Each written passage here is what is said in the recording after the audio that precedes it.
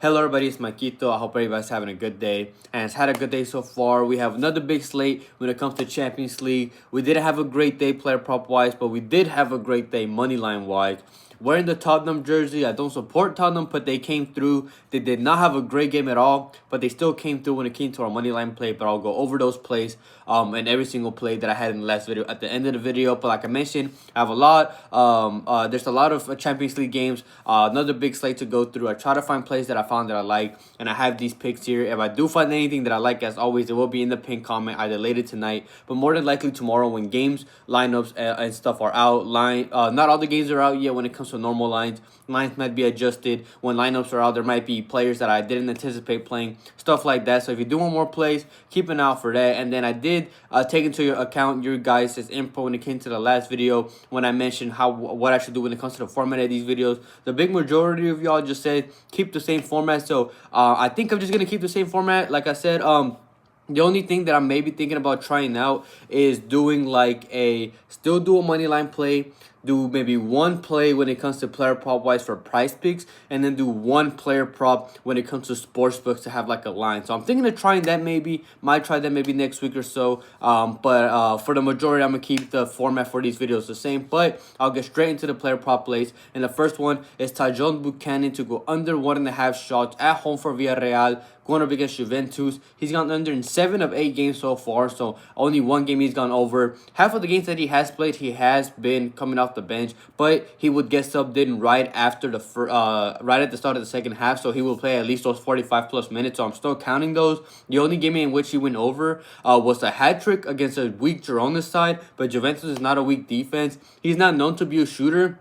2 seasons ago, when he was getting consistent playing time in the Belgian league, which is a weaker league. It's not a bad league, but it's a weaker league compared to Juventus, and he was only averaging 0.97 shots per 90, so about 1 shot a game. I don't think he gets 2. Juventus can be leaky, at least they have been in the last couple of games, but that doesn't mean they've allowed a lot of shots to opponents. They've allowed on average about 12 shots to opponent, which is not a big amount. Besides, he's a winger slash midfielder who is much more of a better help to his team when he helps on defense and cutting in and passing. He's not a shooter. He's much more of a player that helps on defense. He kind of dribbles when they get the ball back and makes passes. He's not a player that will take those shots. And I feel like it's time to take an under. So I like this play. Tajon Buchanan to go under 1.5 shots. And the second player prop that I found that I like is Anthony Gordon to go higher than 2 shots. Away from home for Newcastle, going up against Union. I was thinking of taking his teammate Wotamade, the striker, but I trust him a little more. He's gone over in 3 of 5 games so far. One of them was after 45 minutes, getting a red card in those 45 minutes against Liverpool, who was a tough matchup, and he still went over in just the first half. The 2 unders that he went against was against Barcelona and Arsenal, which were good matchups defensive-wise. When it comes to the other team was great defensively, but they have a better matchup here against Union. He will play full minutes in the big games. In the games he got subbed out, obviously he had that red card, so obviously he had to leave the game. He got subbed out against Bradford. They were up, and it was the cup game, so there was no reason to keep playing him. And he got subbed out against Arsenal. They were up in that game. He got subbed out. They ended up losing that game, but it wasn't because of him. They were up in that game. They wanted to play a little more defensively, and he got subbed out. But in these big games, he will play those full minutes. He's versatile. So far in the league, he's taken 8 with his right and 3 headers. And last season in the Prem, he took 46 with his right,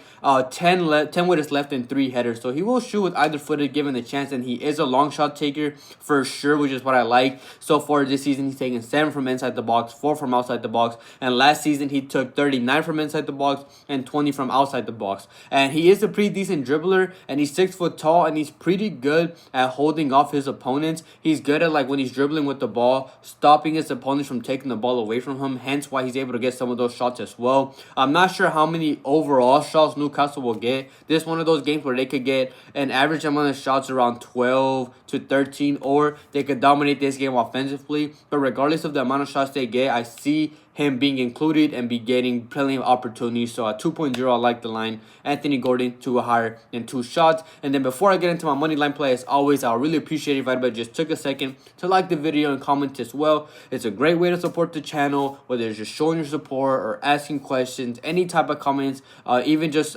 putting your input, your opinion on things. I really appreciate it. It helps boost the video out to more people, and I love reading your comments. And if you're not subscribed, please subscribe, turn on notifications so you're notified when these videos are out. out. And I do also let you know on my Discord where not only do you also get notified, but people post their own plays. You can post your plays, get input. People talk during the games. A great community, completely free. I do not hide any picks. All my picks are on this YouTube channel and the video and the pinned comment. Again, just if you want to join that Discord link as well. The only form of premium, I guess you can say, that I have is my YouTube membership, which just linked in the description, or it should be a join button next to the subscribe button. Just for us, I want to support the channel a little more. And you do also get the content out earlier. So if you're not a member, those that are already got these picks and the video before everybody else. So if you're interested in that, link for that in the description. And I have my link for Outlier, 7-day free trial when it comes to the club soccer, when it comes to league play, but also for all the other sports, NFL, NBA, MLB, WNBA, where you can find great plays there. If you see a play that you like, you can look it up and then see if the stats back it up. So link for that as well. So I really want to thank anybody and everybody who supports me in any way, and I'll get straight into my Moneyline play. Like I mentioned before, we hit day 1 of the ladder challenge, and we're on to day 2. They came through, so we hit the second day. I got this set from -120, and the first play is a goal to be scored in both the first and second half in the Monaco and Manchester City game. So we need at least 1 goal in the first half and at least 1 goal in the second half. Both sides are very capable on offense. Monaco has scored in 6 of 7 games, and Man City has scored in 6 of 8 games. But both teams have also been leaky on defense. Monaco have conceded in all 7 games. Opponents have been able to score against them, which is going to be very dangerous against this Manchester City side. While Manchester City have conceded in half of the games 4 of 8. But if you look at the games in which they kept a clean sheet, they kept a clean sheet against Huddersfield, who's a 3rd division side. They kept a clean sheet against Napoli, who had a 21-minute red card. They had a clean sheet against Wolves, who have had a pretty bad offense so far this season. And they kept a clean sheet against Man U. And Man U is just Man U. But City could do it alone, get a goal in the first half and get a goal in the second half. But I'm making this play just in case Monaco, because they could pull an upset. It's been a couple so far in the Champions League, and they could do it as well. They have a lot of injuries though, Monaco, with Hardeki injured, Zakaria, Kamara, Pogba, Golovin. A lot of their players are injured, so they've been... I think that explains a lot of why their defense has been a little lackluster lately. And then just history-wise, they had a great thriller game 8 years ago back when Mbappe was in Monaco. So just overall, 2 good offenses. Man City is better, but I'm still taking both goal in both halves in case Monaco is able to score. And I like this game to be a great offensive game, so I like goal in both halves in the Monaco and Man City game. And then the play to go with it is higher than 1.5 total goals in the Villarreal and Juventus game. Despite Jose Perez and Gerard Moreno being injured for Villarreal, the whatever offensive combination that they used of Oluwaseyi, Moledo, Buchanan as well that I mentioned, Mikauze, Pepe, any combination that they've used since Ayoze Perez and Moreno have both went out in the last 3 games, they've been able to score in all 3 games. But overall, as a team, they've conceded in 5 of 8 games, and the games that kept a clean sheet was against Girona, who's been very weak this season. Oviedo, weak team who has barely been promoted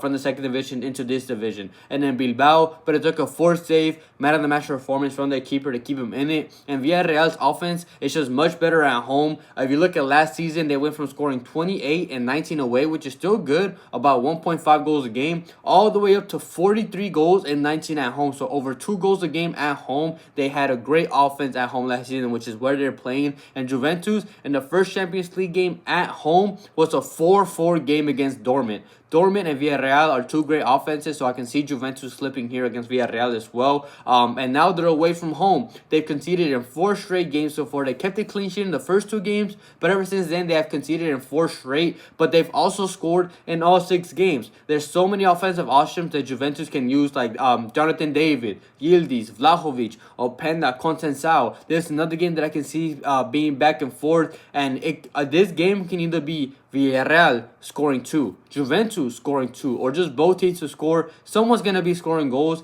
whether it's, I can see this play being, I can see this game easily having 3 or 4 goals, but at 1.5, I like it for the value that you're getting. So I like higher than 1.5 total goals for the Villarreal and Juventus game, and I got this day for day 2 of the ladder challenge for -120.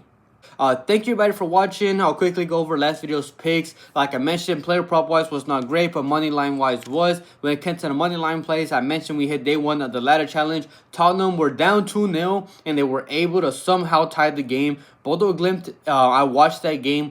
they were the much better side in my opinion. But Tottenham were able to get that draw, so they came through at the end of the day. And then the Inter Milan money line against Slavia Prague, they did not have a single issue with them. They beat them like 3, maybe 4-0. I just know they dominated that game, so they came through. And then both teams to score in the Atletico and Frankfurt game. Madrid dominated that game, but Frankfurt was still able to find the back of the net. I know at least one. So both money line plays hit. We swept those. And then when it came to player prop wise, was the complete opposite. Went 0-3. YouTube wise, Richarlison to get at least 3 shots. I'm not sure if he got 2. I know for sure he got 1. There was one that may or may not have been his, but even if it counted, he still went under. And then we had the goalkeeper combo. Inter Milan had those shots on target. They had like 8 or 9 shots on target, but the keeper could not save a good amount. He did not have a great game. He should have saved more than what he had. Sommer got 1 save, the 1 shot on target that he faced, so he did his job. Inter Milan took those shots on target that I anticipated them shooting, but Stane could not make those saves, so that was unfortunate for us. And I know I did have an added play, which was the Brugge striker. He got an assist, he got a shot, and then he got subbed out early in the second half, so I didn't expect him to get subbed out. So wasn't great player prop wise, but was great money line wise. But hopefully I can bounce back in this video, have a better day on both money lines and player props. Like I mentioned before, if I have any added plays, it will be in the pinned comment in this video, so keep an eye out for those if you do want more. As always, I'm not sure if I'm gonna have any, just because one, doesn't mean just because there's more plays doesn't mean I'm gonna find anything that I like, and 2, I have a job outside of YouTube, so it's hard to find time in between where I can find plays and stuff like that. So if I don't have any, I do apologize, but I'll try. But other than that, I hope everybody has a good night, a good day, and we can cash out tomorrow.